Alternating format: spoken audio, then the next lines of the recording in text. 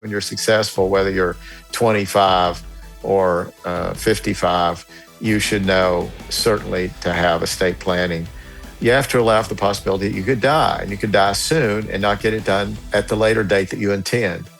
Bruce Lee was at the early stages of his career. He was dynamic, he was on fire. It was imperative, though, to think about it by the time he had kids. Welcome to Life's Third Act, an enlightening look at estate planning, retirement, and beyond. Welcome. This is another episode of Life's Third Act. Today, we're picking up with part two about the life, estate, and legacy of Bruce Lee. So you don't have to have watched part one. Part one talks about his life and legacy primarily. This episode, we're going to talk mainly about what happened at the time of his death with his assets. Where did they end up, and what happened over time? We follow the family for the next couple of decades. So if you want to go back, do it. Otherwise, continue with this episode, and I hope you enjoy it. Thank you. So $76 million, a 32-year-old man, that's a lot of money. And it didn't reflect the real potential. Because again, back to comparing Linda to the surviving widow of Buddy Holly. Buddy Holly's widow certainly had no appreciation that there was potentially, this great source of revenue to protect the memory and the intellectual property of Buddy Holly. So I think in this case, Linda, she better appreciated it. There still wasn't the track record we have today. I mean, Elvis became the great example of what an estate could do properly managed, and how somebody who has this sort of icon image at that point, how that can generate substantially more money decades after they're gone than when they went. Mm-hmm. And that was surprising, but we see this over and over with rock stars and others. Jim Morrison, The Doors. Yes, he was successful, but not nearly as successful as after he died. So it's the nature of fame. And a lot of this wasn't known at the time. It was still a fairly early phenomenon because we had the technology to publicize and promote and view things and enjoy things in ways that didn't exist in the 40s and 50s, of course. And even 60s, we're still learning. And so now, of course, the world knows and the IRS knows to better value these things. So we know that there were, 5 movies that had some popularity, and a couple of them a great deal of popularity. And so there's reason to think that he was going to continue to be famous, but we have to really give Linda credit for seeing that in a way that we can't assume everyone else would. His legend grew. And that's the whole idea, is it's not that he was great at the time and world famous. You have to realize, yes, he was famous. He was famous. I mean, his fight scenes were very popular. So he definitely was famous. I'm not saying that he wasn't, but he wasn't an icon, and he became an icon. So anyway, so the way that these were managed is Linda made the decision to hire lawyers to come in, and you can do that.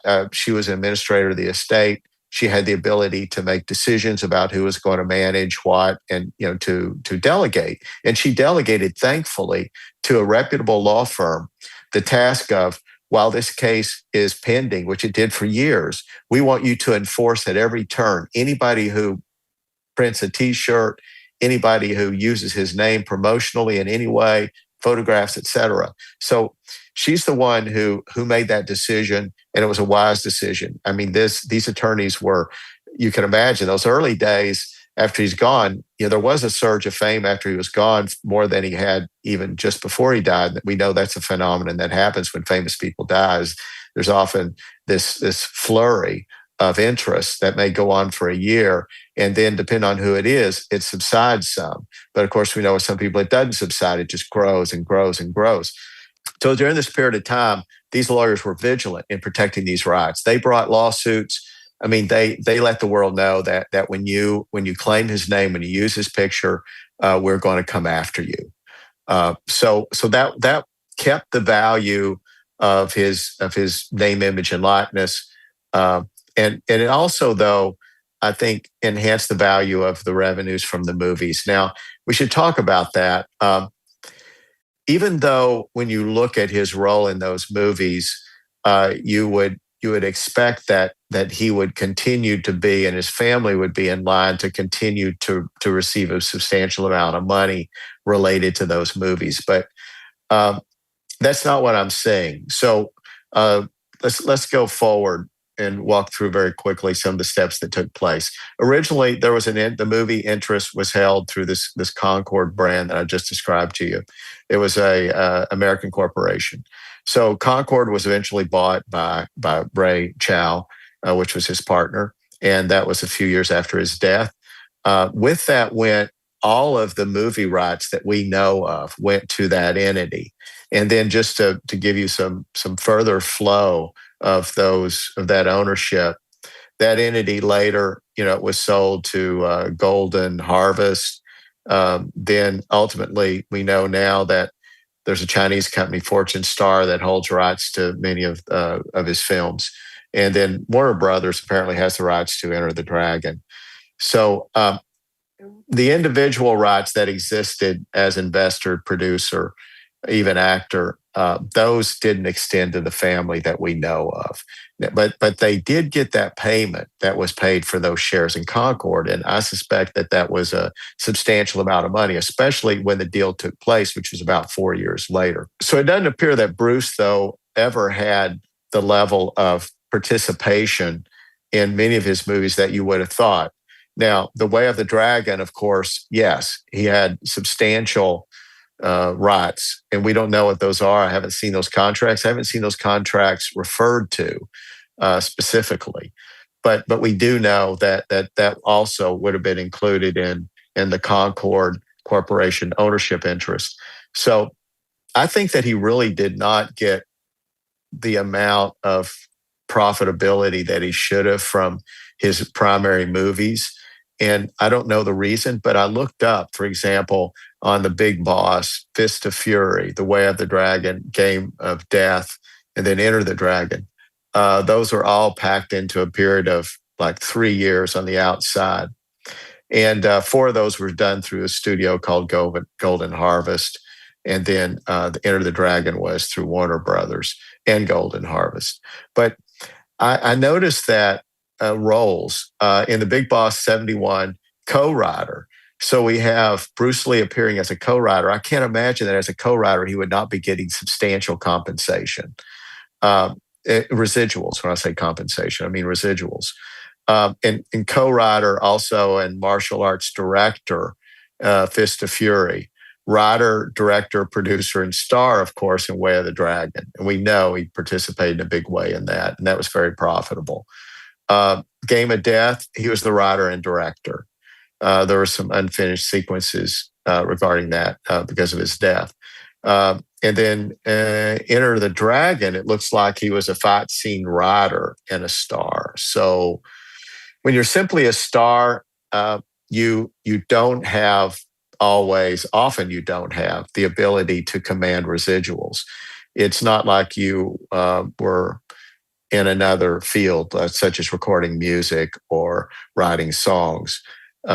It's a little different in the visual industry and the movie industry. So in this case, I don't think that he probably was treated as well as he felt he should be in the United States. And I think he went to Hong Kong with the hope that he could get better deals. And Hong Kong itself is not known as a British protectorate. It's not known as having favorable authority given to stars in its movies. As a matter of fact, it was less common there to have that authority than it was here. So it's unusual that he went there with the expectation of having that. And of course, some people raise that as tying in with the conspiracy theory that, he comes there and he wants this authority that is even more reluctantly granted in Hong Kong than it would be in the United States. So that's the main asset of his death was the asset in California, apart from what we call generally, this name, image, and likeness. Okay, so let's pick up with the assets in the estate. So there's the Concord production shares, talked about those, talked about personal effects, memorabilia, The memorabilia, again, there was lots of stuff. And clothing, furniture, gym equipment. You can imagine gym equipment. Nunchucks. Bruce Lee. The yellow with a black Oh. stripe on it. Probably. I imagine. Yeah. Yeah. I know so little about him as an actor other than preparing for this, and I've learned so much. Years later, apparently Bruce Lee's widow, Linda, she did auction like 150 items from his estate. So these were everything from like reading glasses, driver's license, personal writings. So there were things that over time added up to a substantial amount of value. They weren't considered having a lot of value at the time, but there was enough in his estate to where he ended up having to pay estate taxes in the U.S. and then there were California taxes. So the number on that was something like combined like $54,000, which is a significant amount of money.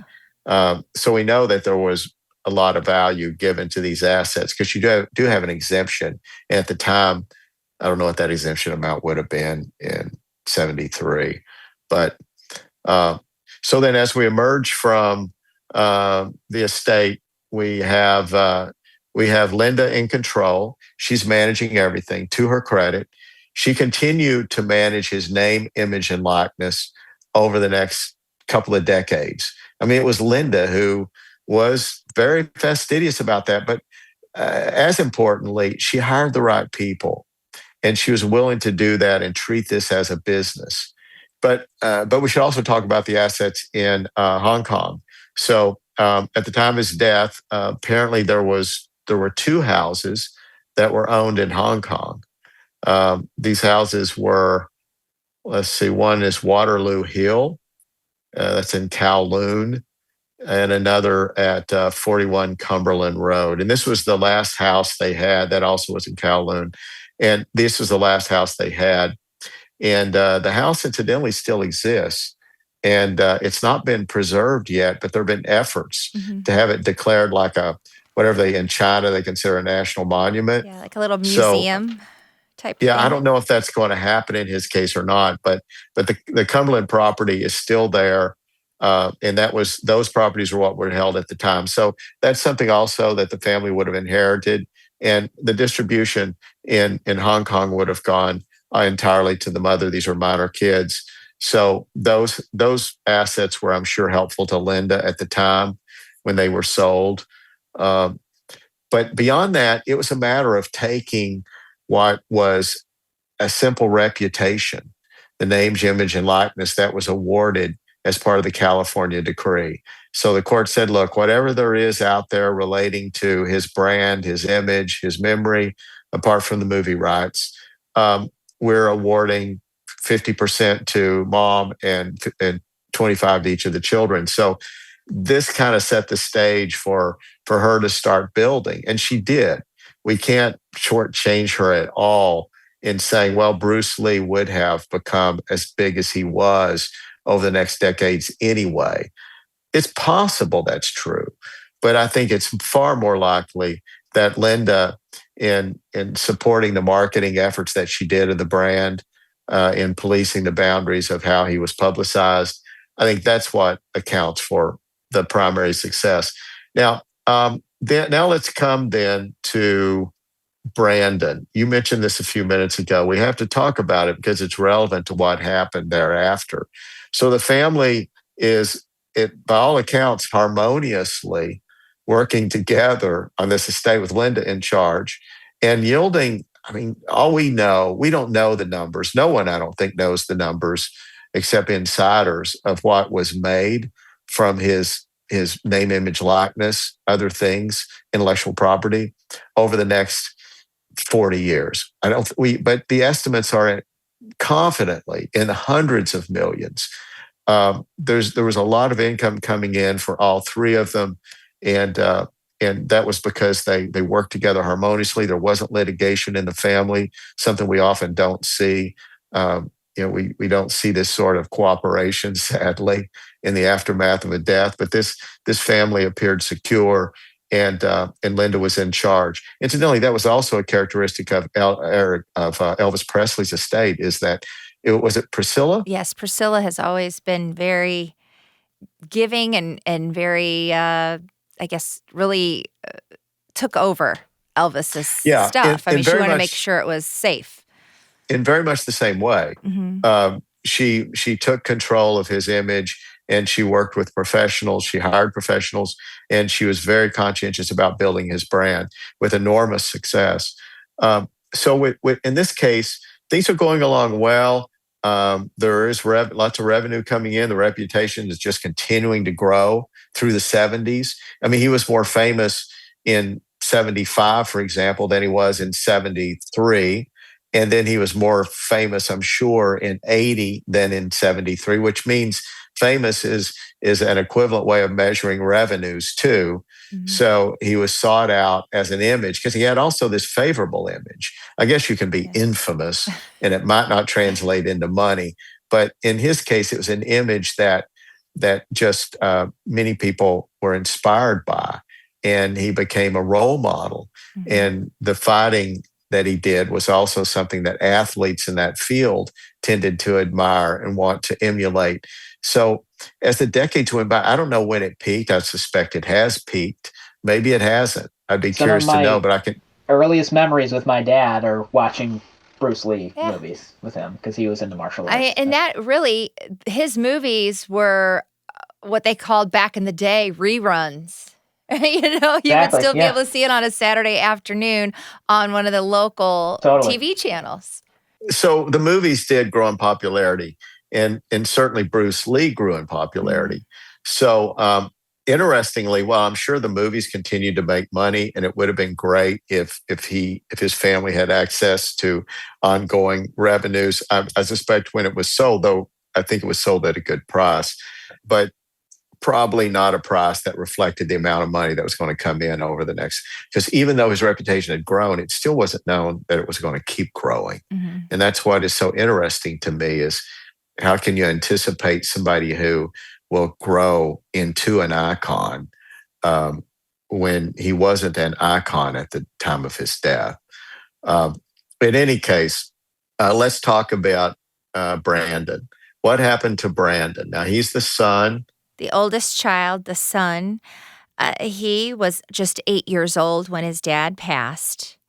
And he, as life went on, he got into martial arts. He became an actor.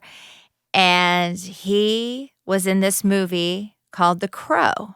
Still one of my favorites. Oh, me too. But I have a hard time watching that movie. I just get knowing what happened, you just get sick, watching. Wait, is it a good movie? Oh, it's. I mean, by today's really standards, it's a little on the campy side.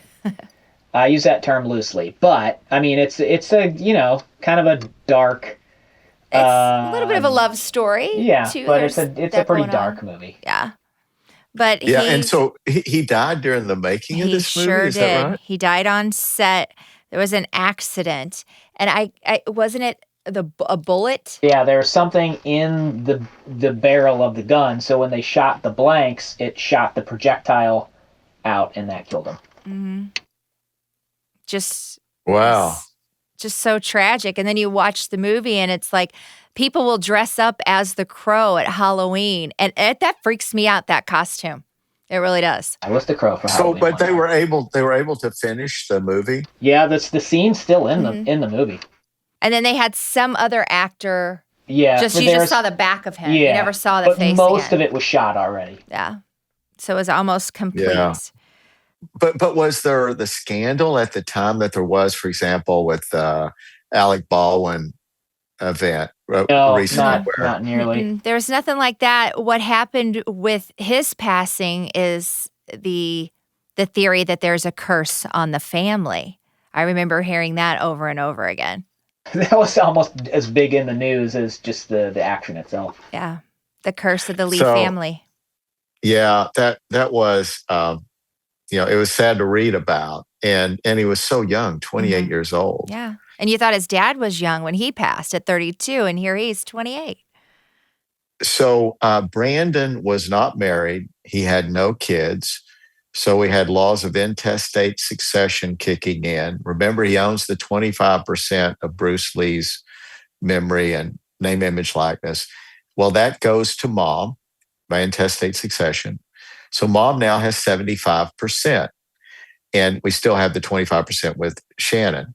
So they formed a new entity. Brandon died in 1993. So his share passed to Linda, as we just discussed, giving her the 75% interest. So in 99, Linda and Shannon, that's when they organized Concord Moon LLP. And that's important because a similar name they organized later, and it was a partnership. But then they changed the name to Concord Moon, Idaho. So parties, this is in a lawsuit that this history is cited. It's a federal lawsuit. We found it. We had this pulled from, it was a federal district in California that was hearing this case. The parties dispute what precise rights were conferred to Concord Moon.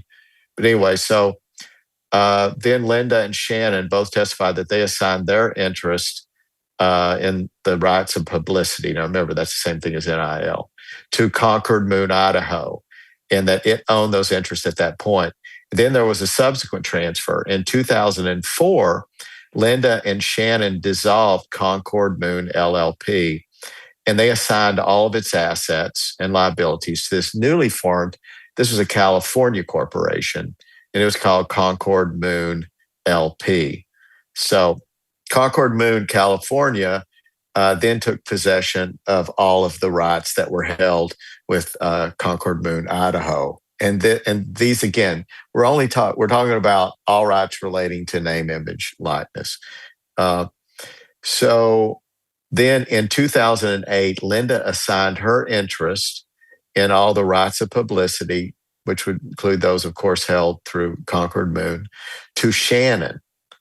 So Linda transfers in 2008 all of her rights, which now was 75%, to Shannon, so that Linda no longer owned those rights at all after 2008. That's very interesting to me. What was the compensation for that transfer? Now, it could have been that there was no compensation. Sometimes those things happen. And there could be some sort of reserved, some form of right of publicity that was not held by one of these entities that Linda could retain. But when I'm reading these court opinions, and this federal court opinion particularly, it appears to be that all those rights, ROP, right of publication under California, it looks like all of that was contained by this entity, and that now, beginning in 2008, after Linda signed her interest, we have Shannon owning 100%. So then the last step, I think, as an entity is then in June of 2008, Concord Moon was dissolved, and all of its interests and liabilities, including all of the rights of publicity, were assigned to what's called BLE, which is Bruce Lee Enterprises. And that was a newly formed entity that was owned entirely by Shannon. So Shannon has this the separate entity that she created, that she wanted to move all these assets into, called Bruce Lee Enterprises, which I do think is a much better name. Yes, it makes sense. So, and she had already, again, we had talked about Linda's control of this through the 70s, the 80s, and part of the 90s. But already in the mid 90s, we see that Shannon is starting to become more involved than the son had ever been. Brandon, of course, was busy trying to build his career. Shannon was giving a lot of attention to this. So I think that Linda appeared to rely more on Shannon. So this decision in 2008, where all of it is turned over to Shannon, is not a very unusual step given what's happened already. It would be unusual if there were no compensation paid. And there's no reason for the court to have cited that in this case. But I suspect that maybe there was a note exchanged, a note in which Shannon promises to pay mom, $50,000 a month, or whatever the number Free would be. rent. Mom can live with me. No, Uh, a little exchange. well, this would be a business Yeah. transaction that would not be unusual. And mom's incentive for doing the deal is that she has to lock in income. So the money's owed to her whether it comes in or not.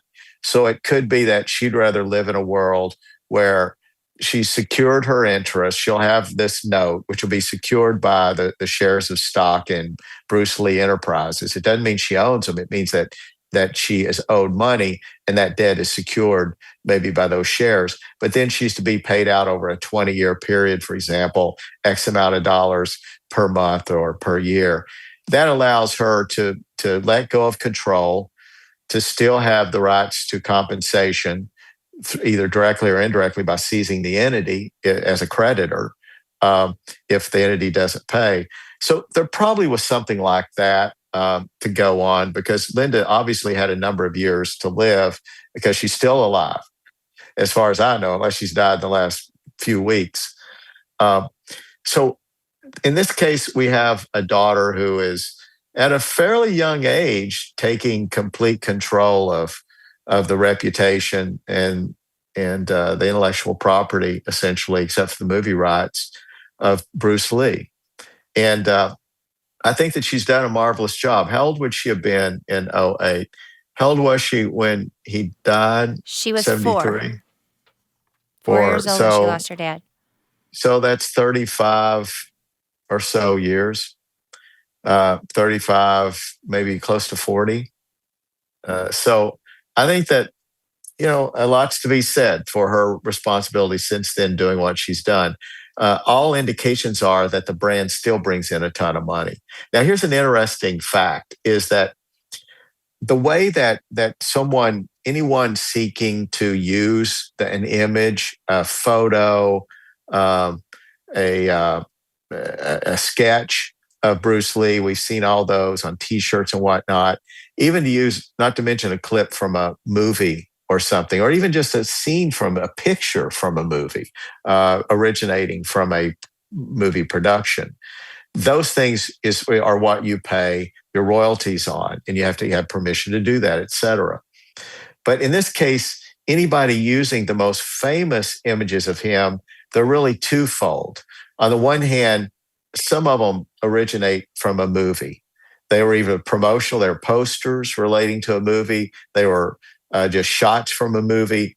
So there's that category of stuff. Now, Shannon gets none of the money from that, nor did her other family members get any of the money from that after his death, after their interests were sold in Concord Productions or transferred.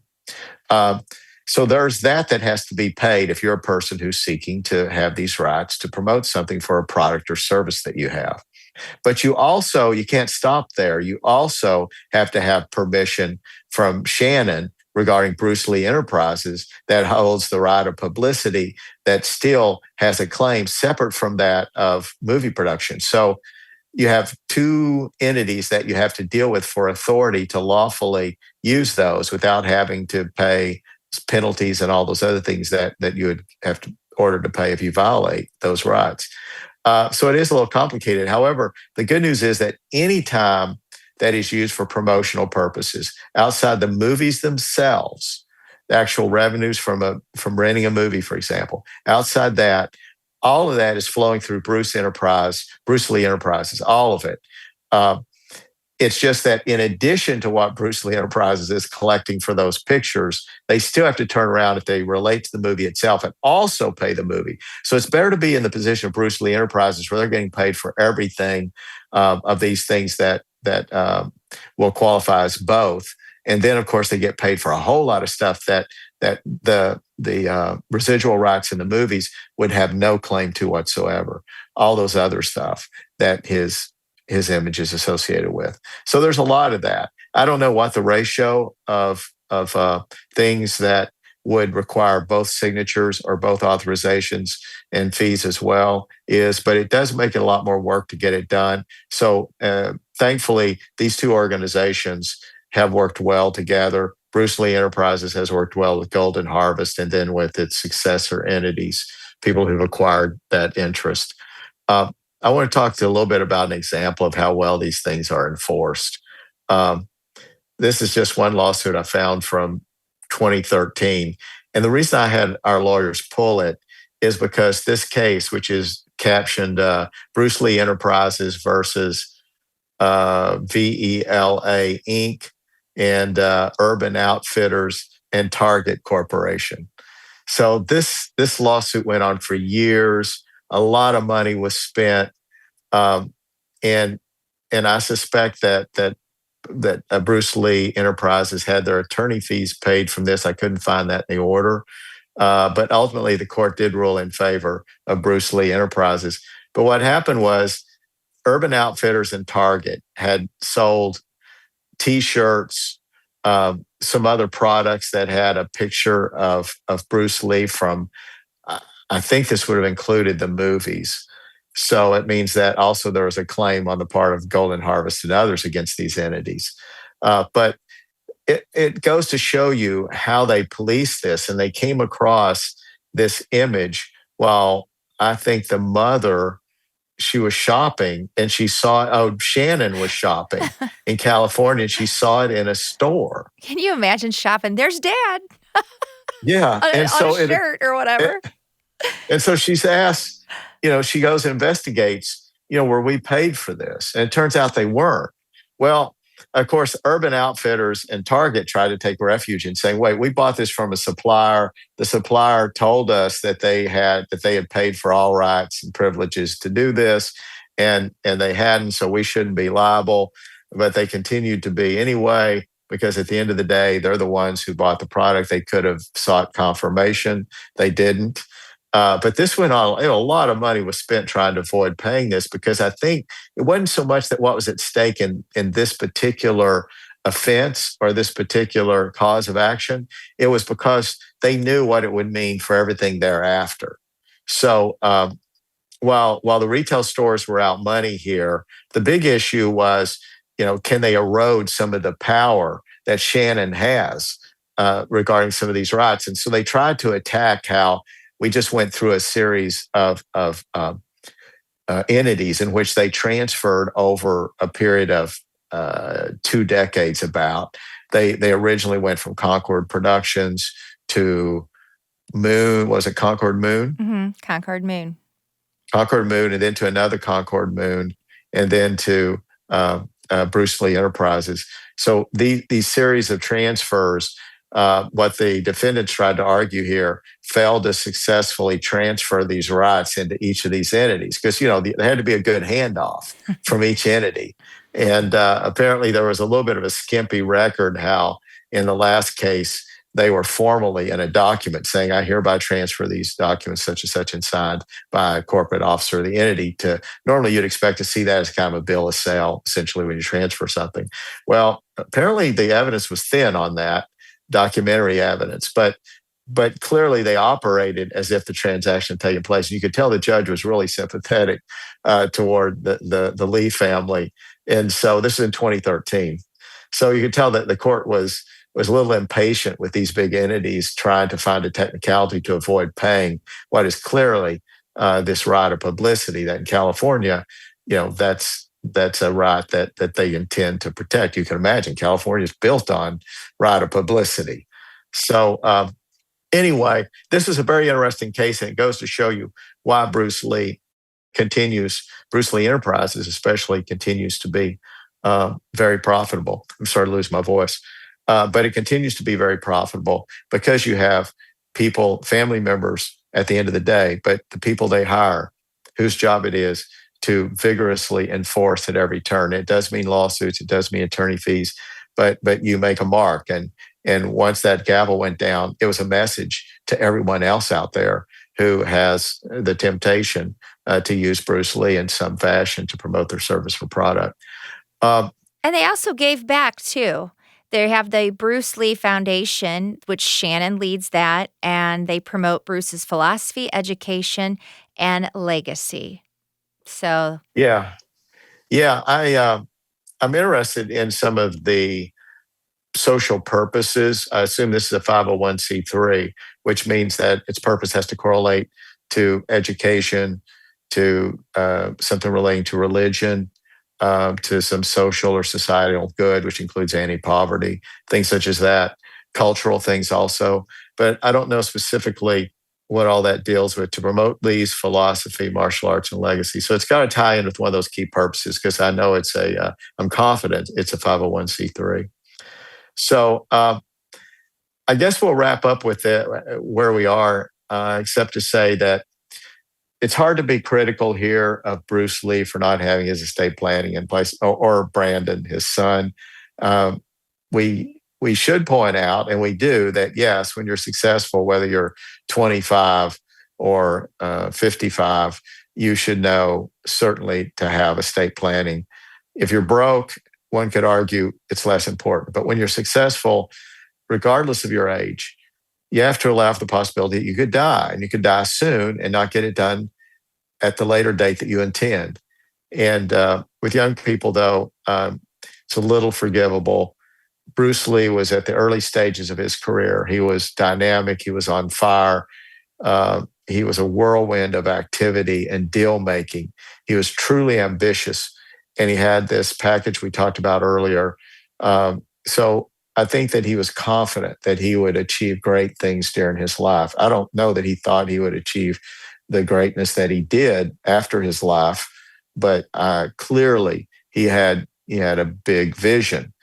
So I do think that it was imperative, though, to think about it by the time he had kids. And Definitely. I think any parent, I mean, you have little ones, you need to make sure they're covered. yeah. So while we can excuse it a little bit because we can see that his mindset couldn't foresee this great improbability, the technical answer and the textbook answer is to say that, look, when you know that your wife and your children can suffer from even the very unlikely event of your death, you really should go and do the things you need to do, despite their improbability. So in this case, though, what happened after that was as good as you could hope for, barring Brandon's death. In other words, a family that continues to work together, all of them promoted his image. There was no conflict that the public knew about within the family that I could find. And the family worked together in advancing this intellectual property and its marketability. They chose the right people. The mother did the handoff. I assume Linda handed this off to Shannon at a time that she felt that Shannon was going to do a better job. And clearly Shannon is doing a great job. We don't know the amount of money that came in. A couple of estimates that I've read, which I don't tend to entirely trust, said that there was anywhere from $5 million to $10 million a year coming in from the intellectual property to this entity. But I don't know that that's the correct. It sounds to me very reasonable. The Lee family made the right decisions, and I'm impressed with how well they've managed this. So there's not a lot of things we can find here for ourselves in our estate planning. We can find the obvious: have a trust, have a will, and a trust. I'm not going to take time to talk about much here, except to say that this would have been a beautiful place for a trust. It would have achieved what they managed to accomplish, but only on their own and without the protection from lawsuits and whatnot that they would have had if this had been set up instead as a trust, so that you still would have the professional management that you had, but you'd have had insulation from a lot of liability, et cetera, that doubtlessly they've defended lawsuits too over the years. It's the nature of big business, and this is a big business. By most people's standards, this would be a big business, and they've done a marvelous job. So this, though, is about as good as it gets when you don't plan. I mean, when you don't have a will, you don't have a trust. This is the best you could hope for. But let me say to all of our audience, don't count on this. There are better ways to sleep at night and to have a better end of life and thereafter for the people you care about. So with that, we'll wrap up this episode of Life's Third Act. I hope this was entertaining and helpful to you. And when you're doing your estate planning, keep in mind Cordell and Cordell. a partner you can count on. And that's not just for domestic litigation. It's not just for domestic cases. It's also for issues involving estate planning and probate. See you next time. We hope you enjoyed Life's Third Act, sponsored by Cordell & Cordell, your advisors for estate planning and beyond. Subscribe and join us weekly for thought-provoking discussion and topics exclusively focused on estate planning and your financial future. Discover more at CordellCordell.com. The choice of a lawyer is an important decision and should not be based solely on advertisements.